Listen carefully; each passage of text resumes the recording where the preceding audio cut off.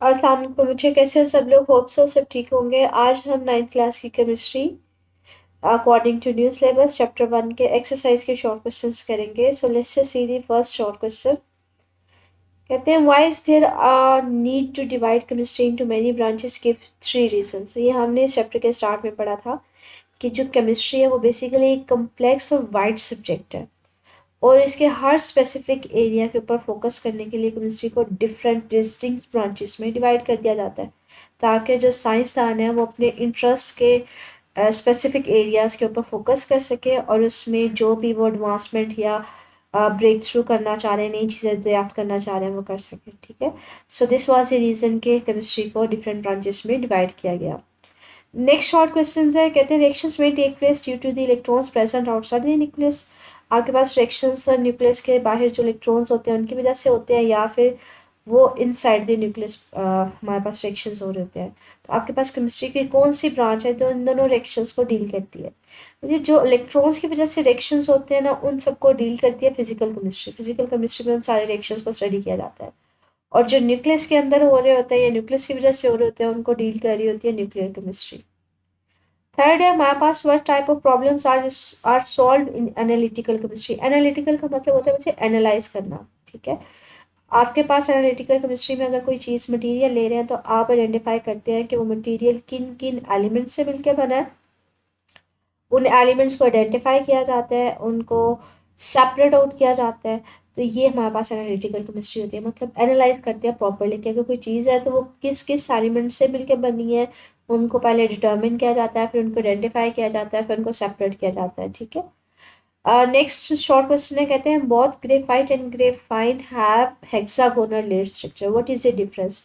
आपको मैं इसकी शक्ल दिखाती हूँ, फिर हम लोग इसके वापस आते हैं हमारे पास इसकी थ्योरी के ऊपर। ये ग्रेफाइट होता है मुझे, ये ग्राफीन होता है।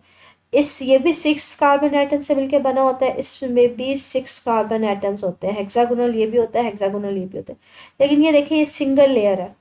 यहाँ पे देखिए ये एक लेयर है, उसके नीचे ये है, उसके नीचे ये है, तो यहाँ पे लेयर्स के दरमियान डिस्टेंस होता है। तो ये एक बिगर मॉलिक्यूल होता है जिसमें हेक्सागोनल कार्बन एटम्स का लेयर्ड स्ट्रक्चर होता है, और यहाँ पे क्या होती है, सिंगल लेयर होती है। तो अब अगर इसकी तरफ वापस आए, हम लोगों ने क्या है, ग्राफाइट ग्रेफाइट क्या होता है, हम लोगों ने पढ़ा कि ये एक बड़ा लेयर्ड स्ट्रक्चर होता है हेक्सागोनल का। ठीक है, और सारे जो लेयर्स होते हैं वो वीकली बाउंडेड होती है, जिसकी वजह से वो सॉफ्ट होता है, स्लिपरी होता है। और ग्राफीन में हमने देखा था कि एक सिंगल लेयर होती है जिसमें हेक्सागोनल कार्बन आइटम्स जो अरेंज होते हैं, ये ज़्यादा कंडक्टिव होता है, लाइट कंडक्ट करवा रहा होता है।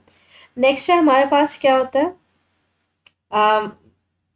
Why are super critical fluids important. Super critical fluids ऐसे होते हैं मतलब जिनमें फ्लूइड्स की प्रॉपर्टीज़ भी होती हैं, गैसेस की प्रॉपर्टीज़ भी होते हैं।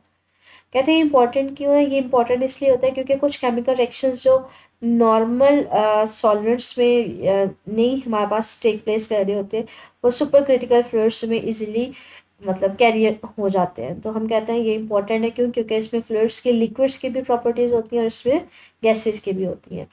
नेक्स्ट शॉर्ट क्वेश्चन है, कहते हैं in which state does matter exist in this sun. के सन में जो मैटर स्टेट में पाया जाता है वो मुझे ज़्यादातर जो है वो सॉलिड्स के फॉर्म में प्रेजेंट होता है।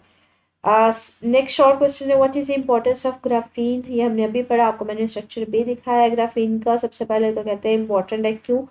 क्योंकि इसमें ये इलेक्ट्रिक कंडक्टर, बहुत अच्छा कंडक्टर होता है, इलेक्ट्रिकल कंडक्टर होता है, मतलब इलेक्ट्रिसिटी को पास ऑन करने देता है। तो इसलिए आप इसको यूज़ कर सकते हैं इलेक्ट्रॉनिक्स में। तो इलेक्ट्रॉनिक्स जो बेसिकली हमारे पास जो होती है ना, ये एक स्पेसिफिक ब्रांच होती है जो इलेक्ट्रिसिटी से रिलेटेड होती है। सेकंड ये होता है कि ये एक्सट्रीमली हमारे पास स्ट्रॉन्ग होता है, लेकिन स्टिल लाइट वेट होता है, इतना ज़्यादा वजनी नहीं होता। तो इसको मटेरियल साइंस में भी इस्तेमाल कर सकते हैं। मटेरियल साइंस में होता है जिसमें आप मटेरियल से रिलेट करते हैं, डील करते हैं। ठीक है, नेक्स्ट है हमारे पास इसकी थर्ड एप्लीकेशन, कहते हैं इसको आप एनर्जी स्टोरेज सेंसर्स और मेडिसिन वगैरह में भी इस्तेमाल कर सकते हैं। नेक्स्ट शॉर्ट क्वेश्चन है, कहते हैं which form of matter do most material things in this world belongs to. कि हमारी इस दुनिया में ज़्यादातर चीज़ें किस स्टेट ऑफ मैटर के साथ बिलोंग करती है, जो वो प्लाज्मा के साथ रिलेट करती है। ये हमारे पास फोर्थ स्टेट है मैटर की। तो ये हमारे पास एक्सरसाइज के शॉर्ट क्वेश्चन है चैप्टर 1 के। इनमें स्टिल मुझे कुछ पूछना हो तो मेरे से कमेंट सेक्शन में पूछ लीजिएगा। ओके, अल्लाह हाफिज़।